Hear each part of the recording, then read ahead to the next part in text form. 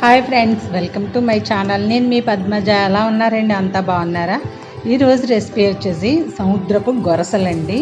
ఇవి చాలా టేస్ట్గా ఉంటాయి, కాకపోతే కొంచెం లోపల చప్పగా ఉంటుందండి. ఉప్పు కారం అనేది పీల్చుకున్న తర్వాత చేప టేస్ట్ అనేది బాగుంటుంది.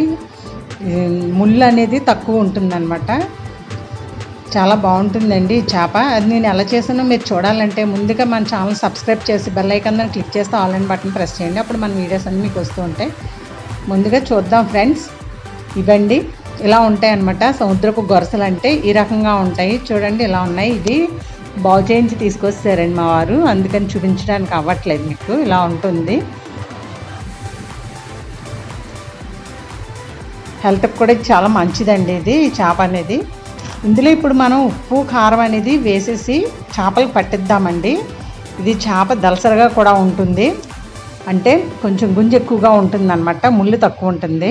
ఉప్పు కారం వేసి పట్టించి మూత పెట్టి పక్కన పెట్టుకుందాం. ఇగో 2 ఉల్లిపాయలు తీసుకుంటున్నానండి. ఇగురు చేస్తున్నాం కాబట్టి ఇలా కోరుకోవాలన్నమాట. ఉల్లిపాయ అనేది అంటే మిక్సీ పట్టేయచ్చు కదా అని అనుకోవచ్చు. మిక్సీ పడితే బాగోదండి, అది ఓన్లీ పులుసులకి మాత్రమే మిక్సీ పడితే బాగుంటుంది. కానీ ఇలా కోరిన ఉల్లిపాయ అయితే ఇగురులో బాగుంటుందండి. మనకి కొంచెం గ్రేవీ కింద కనిపిస్తుంది అనమాట.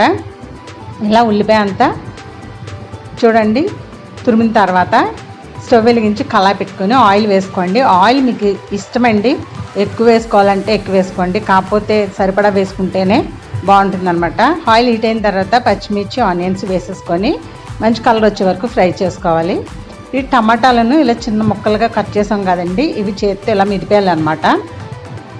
స్మాష్ చేసేయాలి ఇలాగా మెత్తగా. అంటే ఇది కూడా మీరు మిక్సీలో వేయచ్చు కదా అనుకోవచ్చు, మిక్సీలో వేయకండి. ఇది గ్రేవీకి ఇగురికి ఇలా ఉంటేనే బాగుంటుంది అన్నమాట. చూడండి ఇప్పుడు ఇందులో మూత పెట్టి మగ్గనిచ్చాలండి కొంచెం ఉల్లిపాయ అనేది. మగ్గిన తర్వాత చూడండి కలర్ మారింది. ఇందులో అల్లం వెల్లుల్లి పేస్ట్ వేసేసి ఒకసారి పచ్చివాసన పోయే వరకు కొంచెం ఫ్రై చేసుకోవాలి. ఇప్పుడు ఇందులో మనం టమాటా ముక్కలు కూడా వేసేసుకున్నామండి. అంటే మనం జ్యూస్ అంతా పిండేసాం కదా, పిండేసిన తర్వాత ఇది వేసుకోవాలన్నమాట. ఆ జ్యూస్ తర్వాత వేసుకోవాలి. ఇగురులకి ఇలా చేస్తే బాగుంటుందండి. అంటే అన్నీ కలిపి వేసినా బాగోదా అంటారు, కాకపోతే బాగానే ఉంటుంది. కొంచెం టేస్ట్ తేడా వస్తుంది అనమాట. చూడండి స్టవ్ మాత్రం మీడియం ఫ్లేమ్లోనో లో ఫ్లేమ్లోనో పెట్టుకొని చేయండి, లేదంటే మాడిపోతుంది. కూర మాడిపోయిందంటే మాత్రం ఇంకా టేస్టే మారిపోతుందండి. మూత పెట్టి ఒక నిమిషం మగ్గనిద్దాము. జ్యూస్ పక్కన పెట్టుకుందామండి. చూడండి టమాటా కూడా బాగా అంటే మనం పిండేసాం కాబట్టి మగ్గడానికి పెద్ద ఏమీ ఉండదు. 1 మినిట్ అలా జస్ట్ మగ్గనివ్వాలన్నమాట. మగ్గిన తర్వాత ఇందులో మనం జీలకర్ర, ధనియాలు పొడి, జీలకర్ర పొడి, అలాగే అల్లం వెల్లుల్లి పేస్ట్ వేసాం కాబట్టి కొంచెం కారం, ఉప్పు, పసుపు, అలాగే 1 స్పూను కసూరి మేతి వేసి గరం మసాలా కొంచెం మాత్రం వేసుకోవాలన్నమాట. గరం మసాలా అంటే దాల్చిన చెక్క, లవంగాలు, యాలకులు అనేది కొంచెం మాత్రమే వేసుకోవాలండి. ఇది బాగా కలిపిన తర్వాత ఇందులో మన టమాటాలో పిండిన అది ఉంది కదా జ్యూస్ అనేది ఇందులో వేసేసుకోవాలి. వేసుకొని బాగా కలుపుకోవాలండి. మనం ఇలా కలిపేటప్పుడే ఇక్కడ ఉడికిపోతుంది మనకి గ్రేవీ అనేది. వాటర్ వేద్దామండి, కొంచెం వాటర్ వేసి ఇలా కలుపుతూనే ఉడకనిద్దామండి.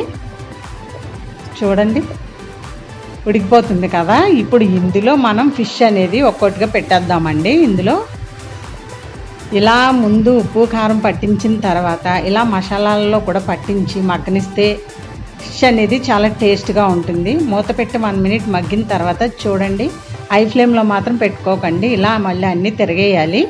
ఫిష్ మొత్తం లో ఫ్లేమ్లోనే పెట్టి ఉడకనివ్వాలండి. చేప అనేది తొందరగా ఉడికిపోతుంది కదా. అలాగే 1 మినిట్ మళ్ళీ మూత పెట్టి ఉడికిన తర్వాత కొంచెం వాటర్ వేసుకుందామండి. అంటే చేప అనేది దలసరగా ఉంటుంది, కొంచెం ఉప్పు కారం వెళ్ళాలి కాబట్టి బాగా కొంచెం అంటే కొంచెం వాటర్ వేసుకోవాలి, ఎక్కువ వేసుకోకూడదండి. వేసుకుని లోపలికి ఉప్పు కారం వెళ్ళేటట్లు ఉడకనివ్వాలన్నమాట. చేప లోపలికి మూత పెట్టి మళ్ళీ 1 మినిట్ హై ఫ్లేమ్లోనే ఉడకనివ్వాలి.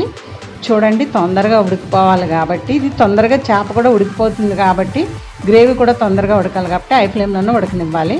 చూడండి చేప అనేది ఎక్కడ చిక్కు చెదరలేదు కదా. బాగానే ఉంది.